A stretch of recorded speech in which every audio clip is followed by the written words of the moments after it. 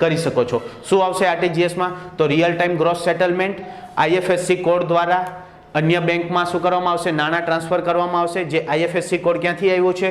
तो आईडीआरबीटी एटले के institute for development and research on banking technology Hyderabad में आवेलुं छे, जेना द्वारा आईएफएससी कोड आपवामां आव्यो छे। अने ए आईएफएससी कोड में शुं होय छे? तो 11 आंकड़ानो नंबर होय छे, जे अल्फा न्यूमेरिक एटले के नंबर पण होय अने अल्फाबेट्स पण होय। तो आ थई गयुं आपणुं रियल टाइम ग्रोस सेटलमेंट के जेना अंदर 2 लाख के तेथी वधुनी रकम अन्य व्यक्तिना खातामां शुं करवामां आवे छे? जमा करवामां आवे छे। अने आ क्यारे जमा करवामां आवे छे? જ્યારે તમારે મોટું રકમનું પેમેન્ટ કરવાનું હોય, અન્યથા તમે કોઈક પરચેસ કર્યું હોય, મોટું બલ્ક પરચેસ કર્યું હોય, ત્યારે એના ચૂકવણા માટે તમારે આરટીજીએસ નો શું કરવામાં આવે છે? ઉપયોગ કરવામાં આવે છે। ત્યારબાદ નેક્સ્ટ છે નેશનલ ઇલેક્ટ્રોનિક ફંડ ટ્રાન્સફર, જેનું શોર્ટ ફોર્મ છે NEFT। જેનું શોર્ટ ફોર્મ શું છે? NEFT, national electronic fund transfer. मित्रों आ पण एक प्रकारનું ट्रांसफर करवानी सिस्टम है NEFT, परंतु आमां शुं थशे? तो एक खातामांथी तमे कोईपण खातामां पैसा नाखी शकशो। एक खातामांथी अन्य कोईपण खातामां तमे शुं करी शकशो? पैसा नाखी शकशो। शेना द्वारा? तो आईएफएससी कोड अने एकाउंट नंबर द्वारा तमे एक खातामांथी बीजा खातामां शुं करी शकशो? ट्रांसफर करी शकशो इजीली। बेंकमां जया वगर पण जो तमारी पासे इंटरनेट बेंकिंग होय तो तमे घरे बैठा पण NEFT करी शको छो, के जेमां कोईपण बेंकनो आईएफएससी कोड, खाता नंबर होय, ए व्यक्तिनुं नाम होय तो तमे ए व्यक्तिना खातामां शुं करी शको छो? पैसा जमा करावी शको छो। परंतु ए व्यक्ति पासे पण आईएफएससी कोड वाळुं खातुं होवुं जोईए। शुं होवुं जोईए? आईएफएससी कोड वाळुं खातुं। आईएफएससी कोड पाछुं आव्युं तो रिपीट करी लईए के एनुं फूल फॉर्म शुं छे?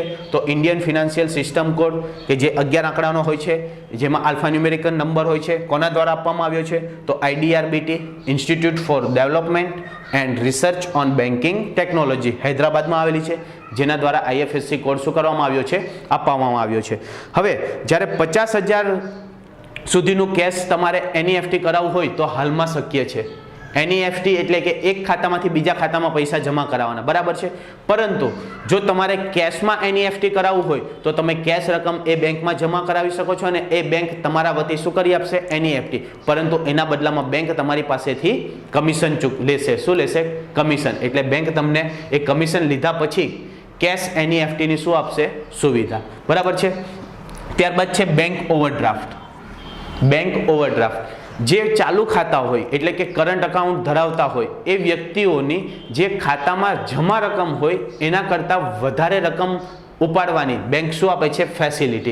एटले के तमारा खातुं, तमारुं चालू खातुं होय बेंकमां अने तमारा बैंक साथे व्यवहारो सारा होय, तमारी जे क्रेडिट छे क्रेडिट सारी होय, तो तमारा बैंक में 5 लाख होय परंतु तमने 10 लाख की जरूर है तो बैंक तमने 10 लाख रुपया पूरा पाड़शे। तो ये वधाराना जे पैसा पूरा पाड़े छे एने शुं कहेवामां आवशे? Bank overdraft. जे वधाराना पैसा पूरा पाड़े छे एने शुं कहेवामां आवशे? Bank overdraft. अने ए पैसा तमारे जरूरी मुद्दत में शुं करी देवाना होय छे? परत करी देवाना होय छे। अने जो ए मुद्दत पछी परत करवामां आवे तो तेना पर पेनल्टी पण लागी शके छे अने तमारे इंटरेस्ट पण चूकवવું પડે છે। ત્યારબાદ છે કેશ ક્રેડિટ। ત્યારબાદ છે કેશ ક્રેડિટ। કેશ ક્રેડિટ એટલે કે તમારે કોઈક વસ્તુ ગીરવે જામીનગીરી મૂકીને તમે એના પર નાણાં મેળવી શકો છો। શું છે મિત્રો? કેશ ક્રેડિટ એટલે તમે કોઈક વસ્તુ ગીરવે મૂકીને તમે એના પર નાણાં મેળવી શકો છો। હવે તમારી પાસે માલ સ્ટોક પડ્યો છે, તમારી પાસે માલ સ્ટોક છે અને તમને નાણાંની જરૂર છે તો તમે માલ સ્ટોક ગીરવે મૂકીને તમે નાણાં મેળવી શકો છો અને એ નાણાં જે ચોક્કસ મુદ્દત હોય એ મુદ્દત બાદ તમારે પરત કરવાના રહે છે, એ પણ વ્યાજ સહિત। એટલે કે તમારે એની પર શું ચૂકવવું પડે છે? વ્યાજ ચૂકવવું પડે છે। કેશ ક્રેડિટ અને બેંક ઓવરડ્રાફ્ટ જો સમય કરતાં વધી જાય તો એના પર પેનલ્ટી પણ લાગી શકે છે, એટલે કે તમારે એ દંડ પણ સાથે વસૂલે છે બેંક। કોના પર? તો જેને કેશ ક્રેડિટ લીધી હોય અથવા તો બેંક ઓવરડ્રાફ્ટ લીધો હોય તેના પર। અને લાસ્ટમાં છે લોન। લાસ્ટમાં છે લોન। હવે લોન કોઈ પણ હોઈ શકે, કઈ કઈ?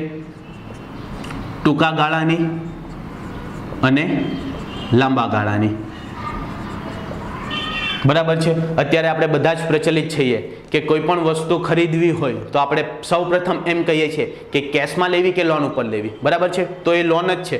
જો લોનનો સમયગાળો 1 વર્ષ સુધીનો હોય તો ટૂંકા ગાળાની લોન અને જો 1 વર્ષ કરતાં વધારે હોય તો લાંબા ગાળાની લોન, બરાબર છે। હાલમાં જ આપણે જોઈએ તો મોબાઈલ ફોન્સ લેવો હોય, ઇલેક્ટ્રિક ઇક્વિપમેન્ટ લેવા હોય, ફર્નિચર લેવું હોય, ઘર ખરીદવું હોય, બાઇક લેવી હોય અથવા તો મોટર કાર લેવી હોય વગેરે કોઈ પણ વસ્તુ ખરીદવી હોય તો આપણને લોન પ્રોવાઈડ કરે છે અને લોનના બદલામાં આપણી પાસેથી શું લે છે? વ્યાજ લે છે. અને એના શું કરવામાં આવે છે? તો આપણે એક EMI એટલે કે ઇઝી મંથલી ઇન્સ્ટોલમેન્ટ. મિત્રો એ પણ તમે યાદ રાખજો. EMI નું ફૂલ ફોર્મ હું અહીં ઉપર લખું છું.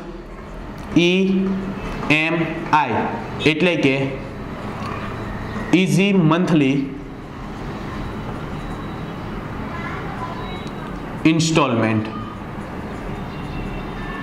કે તમે જે દર મહિને સરળતાથી એ હપ્તો તમે ભરી શકો. એ EMI આ લોન દ્વારા તમને એ EMI ની ગણતરી કરવામાં આવે છે કે જેમાં કપાત વ્યાજ પણ આવી જાય અને તમારી લોન પણ પૂરી થઈ જાય. એટલે કે તમારે જે પણ વસ્તુ ખરીદવી છે એ વસ્તુ તમને થોડાક પૈસા ભરીને એનું થોડુંક કંઈ ડાઉન પેમેન્ટ હોય, ડાઉન પેમેન્ટ ભરીને તમને બાકીની રકમની શું કરવામાં આવે છે? લોન કરવામાં આવે છે. અને એ લોન ઉપર બેંક શું લે છે? વ્યાજ લે છે. એ લોનના બદલામાં બેંક શું લે છે? વ્યાજ.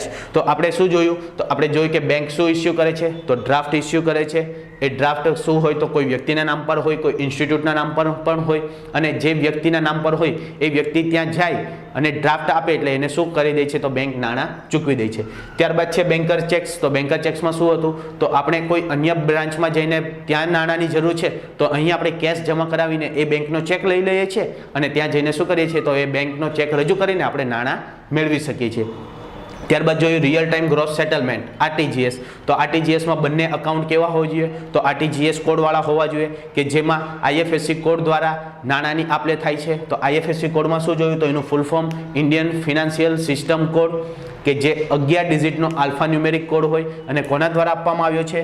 તો IDRBT institute four development and research on banking technology, હૈદરાબાદમાં આવેલી એક સંસ્થા છે કે જેના દ્વારા એ IFSC કોડ આપવામાં આવ્યો છે. અને RTGSમાં 2 લાખ કે તેથી વધુની રકમ તમારે એક વ્યક્તિથી બીજા વ્યક્તિના ખાતા જમા કરાવવાની હોય તો એ સરળતાથી થઈ શકે છે. જ્યારે મોટું પ્રોડક્શન પરચેસ કર્યું હોય અથવા તો સેલ કર્યું હોય ત્યારે એ વ્યવહાર શેમાં થાય છે? RTGSમાં. એ જ રીતે છે national electronic fund transfer NEFT. ઘણા લોકો આને નેફ્ટ પણ કહે છે પણ એ ખોટું છે. એ NEFT જ વંચાશે. શું વંચાશે? NEFT. એની અંદર પણ કે બંને વ્યક્તિના ખાતામાંથી બીજા વ્યક્તિના ખાતામાં નાણાં મોકલી શકાય છે, ટ્રાન્સફર કરી શકાય છે. પરંતુ શેના દ્વારા? તો IFSC કોડ દ્વારા. બંને ખાતા કેવા હોવા જોઈએ? IFSC કોડવાળા. અને એ IFSC કોડ દ્વારા એક વ્યક્તિના ખાતામાંથી બીજા વ્યક્તિના ખાતામાં નાણાં મોકલી શકાય છે. જ્યારે કેશ ટ્રાન્સફર પણ શક્ય છે. ક્યાં સુધી? તો મેક્સિમમ 50,000 સુધી. કેટલા? તો મેક્સિમમ 50,000 સુધી, કે 50,000 રકમ તમે બેંકમાં જમા કરાવો અને એના પર જે કમિશન થતું હોય એ કમિશન તમે બેંકને આપો તો બેંક તમારા વતી એ નાણાં શું કરી દેશે? તો NEFT કરી દેશે. ત્યારબાદ છે બેંક ઓવરડ્રાફ્ટ. તો બેંક સાથેના વ્યવહારો સારા હોવાને કારણે બેંક તમને વધારાની રકમ આપે અમુક સમય માટે તો એને શું કહેવાય છે? વધારાની રકમને બેંક ઓવરડ્રાફ્ટ, કે જે સમયની મુદ્દત બાદ તમારે એને પરત કરવાનું રહે છે. ત્યારબાદ કેશ ક્રેડિટ. તો કોઈક વસ્તુ ગીરવે મૂકીને તમને બેંક શું આપે છે? કેશ ક્રેડિટ આપે છે. તો એ તમારે એના સામે શું કરવું છે? તો વસ્તુ જામીનગીરી તરીકે તમારે મૂકવી પડે છે. અને લાસ્ટમાં છે લોન. તો જે આપણે અત્યારે પ્રચલિત જ છીએ, કોઈ પણ વસ્તુ ખરીદવી હોય તો તમે ઇઝી મંથલી ઇન્સ્ટોલમેન્ટ દ્વારા ખરીદી શકો છો કે તમારો હપ્તો પણ ભરાતો રહે અને એ વસ્તુ પણ તમારી પોતાની માલિકીની થઈ રહી. તો આ હતી આપણા બેંકની સેવાઓ. તો આશા રાખું છું કે તમને આ વિડીયોમાં સમજ પડી હશે. તો વધુમાં વધુ લાઈક કરજો અને શેર કરજો. Thank you.